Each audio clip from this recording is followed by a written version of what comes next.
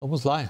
Donald Trump prometeu, outra vez, criar novas tarifas específicas contra semicondutores e medicamentos importados pelos Estados Unidos.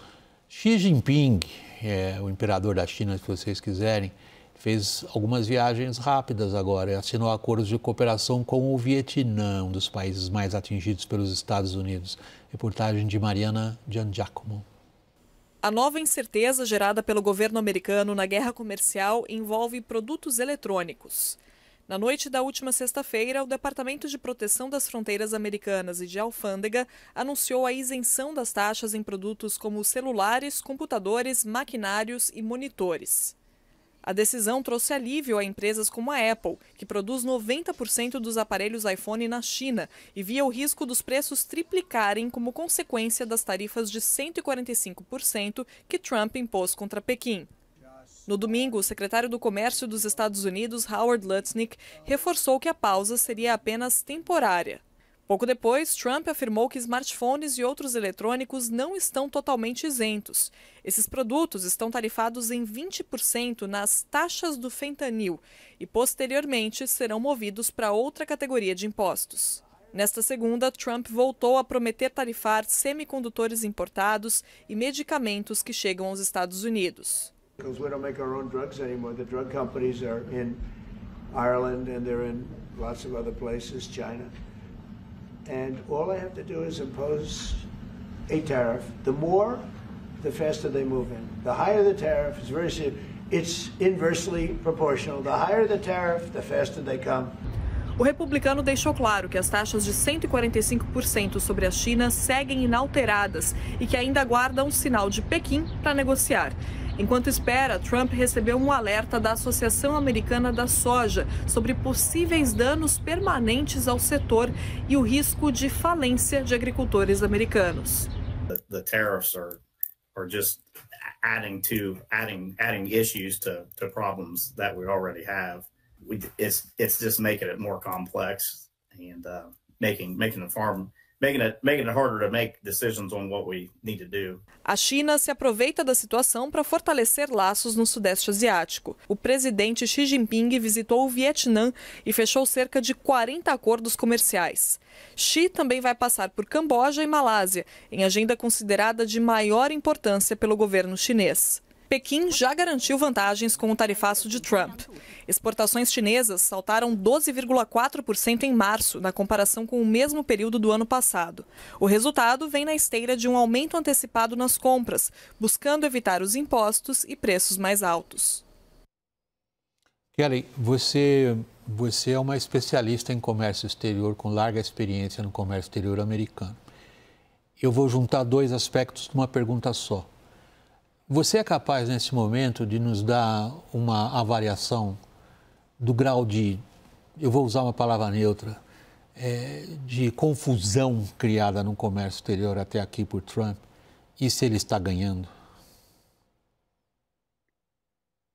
Olha, tem muita confusão, William, e realmente este nível, essa falta de certeza no ambiente de negócios aqui nos Estados Unidos está impactando toda a empresa. O exemplo que você levantou aqui ao começo de computadores, de telefones, agora está sujeito a essa investigação que no nosso sistema de investigação que tem base em segurança nacional, uma parte da lei que vem da Guerra Fria, é algo que não foi necessariamente esperado. A gente estava esperando que uma investigação seria levada para frente com respeito aos chips, com respeito aos produtos farmacêuticos, mas este, vamos dizer, esclarecimento que foi levado para frente por parte de Alfândega sexta-feira à noite, pegou, assim, muitas empresas por surpresa, uma boa surpresa neste sentido, dado que se estamos falando de produtos eletrônicos, estamos falando com respeito a quase um quarto das importações aqui americanas e importações que, logicamente, têm um impacto muito importante na eficiência e na produtividade da economia americana em todos os setores econômicos. Então, eu acho que o bom é que, pelo menos, temos assim, uma oportunidade agora de assim, ter comentário público, que estamos esperando assim, um período de mais ou menos 3 semanas, no qual companhias podem e outros interlocutores com o governo podem assim, botar seus comentários para frente e explicar o impacto que esta investigação pode Kelly. ter assim, no seu business. Kelly, desculpe eu interrompê-la. Nós tínhamos a sua imagem. Não tem problema. Não, tá tudo ok, Kelly. É as coisas típicas de internet. Nós tivemos, devido ao sinal da internet, a sua imagem congelada, como a gente diz na gíria, frozen. Mas pudemos ouvi-la. Tínhamos apenas o seu rosto paralisado, que deve ter perturbado um pouco a nossa audiência. Isso acontece, é típico com sinal de internet. Mas você conseguiu concluir e nós conseguimos ouvir você. Nós salvamos o teor do que você tinha a dizer. Agora temos você a cores ao vivo de novo, Lorival. Quando eu cobri a guerra na Líbia, eu cheguei à conclusão, pela descrição dos líbanos, que a Líbia era um país de pessoas normais e como se vivessem no manicômio, o diretor do manicômio era a única pessoa louca. E aí todo mundo tinha que se comportar como se fosse louco para não ser perseguido pelo diretor do manicômio, que era o Muammar Gaddafi, né? Vendo as idas e vindas do Trump, eu fico pensando assim, né, e olhando, ouvindo os empresários e analistas como a Kelly, esse esforço, essa ginástica que todas as pessoas são obrigadas a fazer para tentar fazer uma leitura regular, linear, de uma dinâmica que é totalmente circular e caótica, né? Assim, então, num dia diz que coloca tarifas, depois retira as tarifas sobre aqueles mesmos produtos, depois fala que vai colocar de novo. Então, a gente está diante de duas discussões. De um lado, é se tarifas são boas ou ruins para os Estados Unidos. Digamos que uma parte das pessoas acham que são boas, né? Mas para aqueles que acham que são boas, certamente, então, deveria haver um plano, né? Assim, um plano de como colocar essas tarifas e colocar na dose que fosse boa para os Estados Unidos, né? Mas aí você entra numa segunda camada de problemas, que é a forma como isso está sendo feito, né? Vai para lá, vai para cá. E conhecendo muito de como é o Trump, né? A gente já há vários anos a gente observa o Donald Trump, a gente percebe que a forma assim impulsiva, né, do Trump de pensar e de fazer as coisas, agora os Estados Unidos, em grande medida a economia mundial, está submetida a essa impulsividade, a essa coisa não linear e que assusta e depois alivia, mas aí suaviza, mas aí já ameaça de novo e faz de novo, ao ponto de a gente nem saber mais o que está sendo realmente aplicado, quais são as tarifas que estão sendo aplicadas, sobre quais produtos, né? Então, como que faz para ser um empresário, ser um analista nesse ambiente, né? Isso que eu me pergunto. Kelly, usando a dúvida do Lorival, de todos nós. Agora, você tem uma expertise especial nessa área de comércio exterior. Nesse momento, você consegue avaliar para onde está indo essa disruption, essa disrupção? Ela já causa danos irreversíveis ou, ao contrário, ela começa a trazer aquilo que o pessoal do MAGA, Make America Great Again, promete para si mesmo, que é recuperar a indústria manufatureira americana via tarifas? Uhum. Uma boa pergunta. Eu acho que o impacto econômico dessas medidas até agora está apenas começando. Você já falou com assim, alguns representantes da área de soja.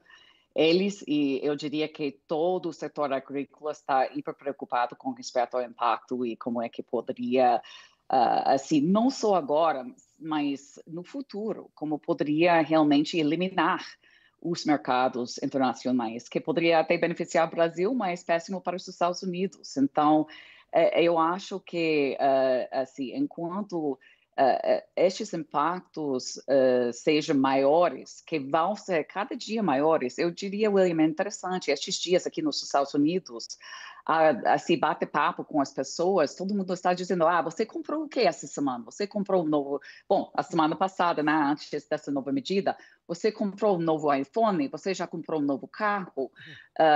Eu, inclusive, hoje comprei 3 pares de sapatos novos, né, para tentar de evitar tarifas a semana que vem. Ou seja, está tentando, ou está começando a realmente impactar como é que o consumidor americano está fazendo as suas compras, como é que os negócios americanos estão fazendo os seus planos.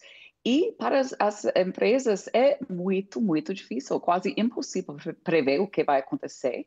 E daí, então, fica complicado, pode imaginar. Lourival, se a gente ampliar um pouquinho o nosso foco, não que o comércio exterior seja uma coisa pequena, ao contrário, tem uma importância fundamental na economia mundial. Mas o que parece se consolidar, e de novo, eu faço sempre aquele exercício de ver se a minha percepção eventualmente não está equivocada. Eu acho que é obrigatório a gente fazer se perguntar sempre, será que eu estou vendo a coisa certa? Mas os Estados Unidos se transformaram nesses últimos 2 meses na maior fonte de incerteza geopolítica que eu me lembre. Essa incerteza, a ruptura é em todas as frentes, né? A frente geopolítica, a frente da defesa, você tem a fratura da OTAN, a fratura das alianças que a OTAN havia promovido na Ásia-Pacífico, né, no Indo-Pacífico. Você tem as ameaças de anexação e o presidente Trump já falando que não descarta o uso da força militar, né, por exemplo, para dominar o canal do Panamá de novo, ou a Groenlândia, as investidas com relação ao Canadá e à faixa de Gaza. E a União Europeia também, essa divisão, né, esse cisma transatlântico entre Estados Unidos e Europa, né, e essa aproximação com a Rússia, né, e essa relação ambivalente com a China. Então, nesse é um aspecto geopolítico. E no aspecto econômico, os valores das coisas estão totalmente em suspenso, né? Ninguém sabe. Assim como a Kelly comprou 3 pares de sapato, a Apple comprou milhares e milhares de iPhones, né? Importou para os Estados Unidos para poder... Então está todo mundo hoarding, né? Assim, igual numa guerra fazendo mesmo. Estoque. Fazendo estoque, né? E isso são já distorções que já estão acontecendo. Kelly, por último, eu tenho um minutinho ainda, perdoe a minha falta de cortesia, mas nessas viagens dessas últimas horas do presidente chinês Xi Jinping, ao Vietnã especialmente, a China está avançando rápido numa contra-aliança em relação aos Estados Unidos? Eu acho que todos os países estão tentando de ver como é que eles poderiam fazer alianças e acordos com outros países e estão tentando de ver como é que eles poderiam reorganizar as suas cadeias de valor para não ser tão dependente nos Estados Unidos. Eu acho que faz todo sentido fazer isso num ambiente dessas. Então, eu acho que faz parte da estratégia não só da China, mas de vários países no mundo inteiro.